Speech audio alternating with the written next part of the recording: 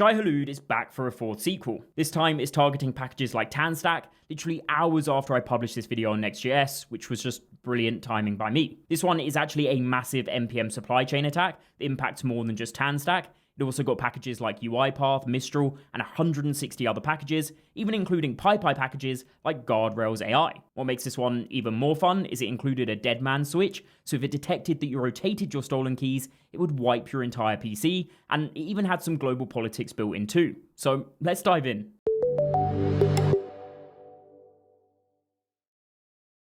For this sequel, the worm has the same goal: steal credentials from developer machines and CI/CD runners, then use those credentials to reach more packages. For TanStack, that meant publishing 84 malicious versions across 42 TanStack packages in just a few minutes.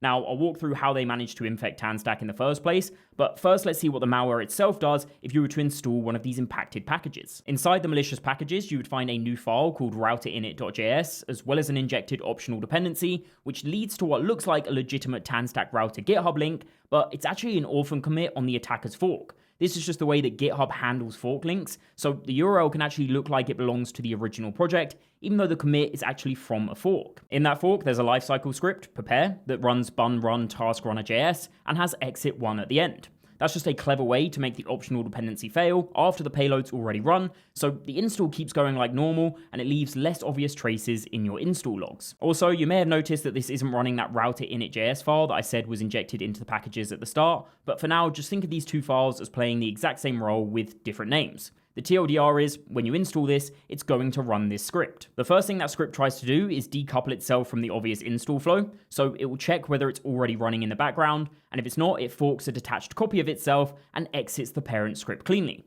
This way, your NPM install logs don't show any of the script's output because the malware's now detached itself from that process and is running in the background. After this, it does something really clever. It writes copies of itself into your Claude Code hooks directory, then configures your Claude settings to run this hook anytime you use Claude Code in that project.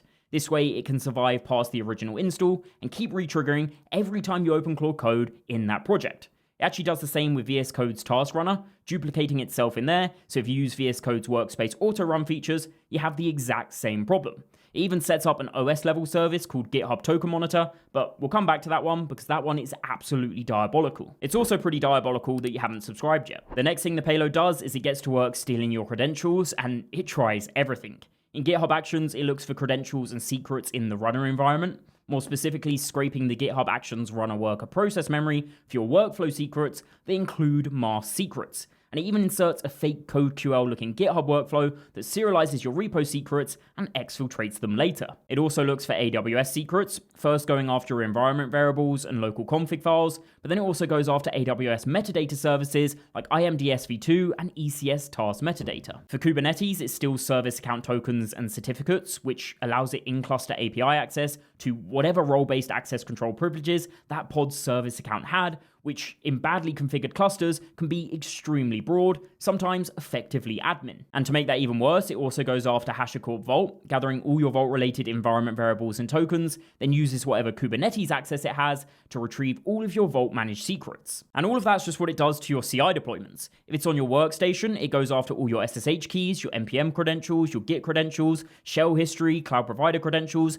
crypto keys, Signal, Slack, and Discord files, and on top of all of that, it extracts your Claude Code session history, so if you've ever given Claude credentials or let it read files containing credentials, it has access to those too. So yeah, as I said, they were after absolutely everything that they could get their hands on, and then they would exfiltrate this data via the session messenger network, and as a backup, they also dead dropped this stolen data into GitHub repos, and in theme with all of their attacks, these branches are named after June references. So it's got your credentials. It can't get any worse, right? Well, yes it can.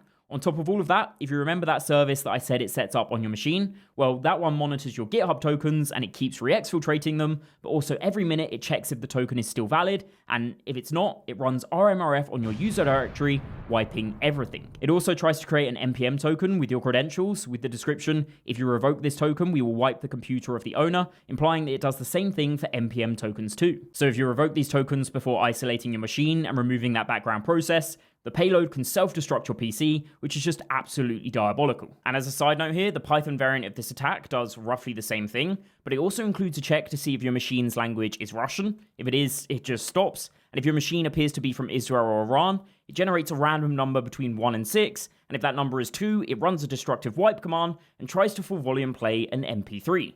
Sadly, I couldn't find out what that MP3 is. Anyways, now it's done all that, the worst is still yet to come, because that was only stage 1. Stage 2 is self-propagation, and that's the most dangerous part of this attack.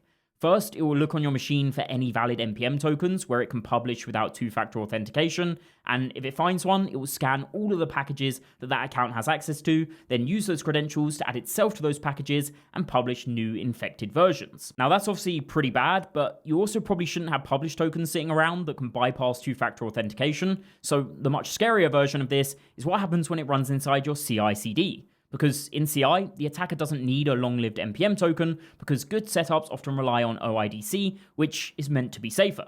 Essentially, instead of storing an NPM token as a secret, GitHub Actions proves to NPM, hey, I'm this repo running this workflow on this branch, and NPM then gives it a short-lived publish token. The problem with this though is if the script gets access to a trusted GitHub Actions environment, it can stand in the same place as a legitimate publisher.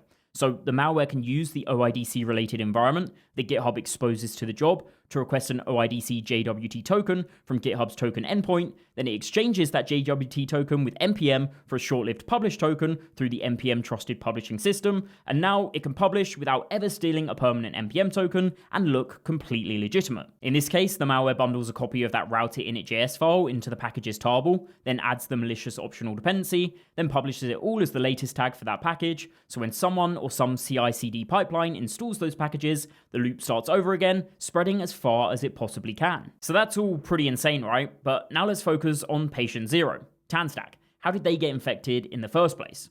Well, according to their own postmortem, the attacker abused that GitHub Actions pipeline. They started the day before the malicious packages were actually published, where they created a fork of TanStack router, but they actually renamed this to configuration to try and make it harder to find if you were searching through the obvious fork names.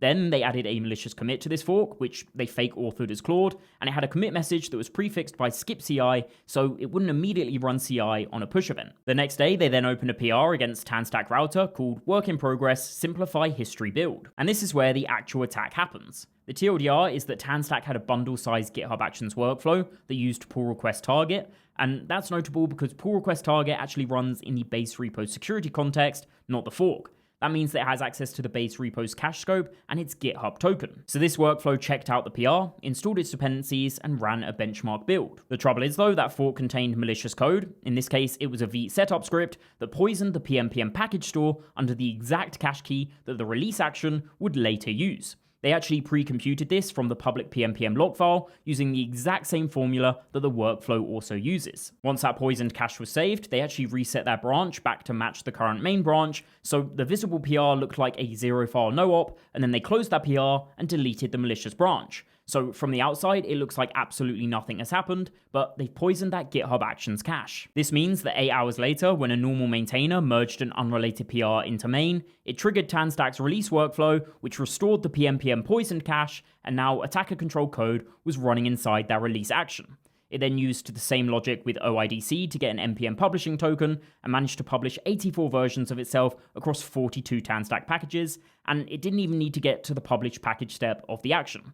Funnily enough, the action actually failed because some tests failed, so it never reached that step, but the malicious code ran and published all of them regardless. So the attacker managed to chain 3 trust boundaries. First, the fork PR code got to poison the base repo's cache, then that base repo's cache got restored inside the real release workflow, then the real release workflow has OIDC permissions, which turn into NPM publish access, so they can publish what looks to be completely legitimate packages. And that's what I think is getting really scary about these supply chain attacks. They're moving away from stealing one maintainer's token to abusing the entire CI/CD system itself, and that means that all of our trust signals are starting to work for the attacker.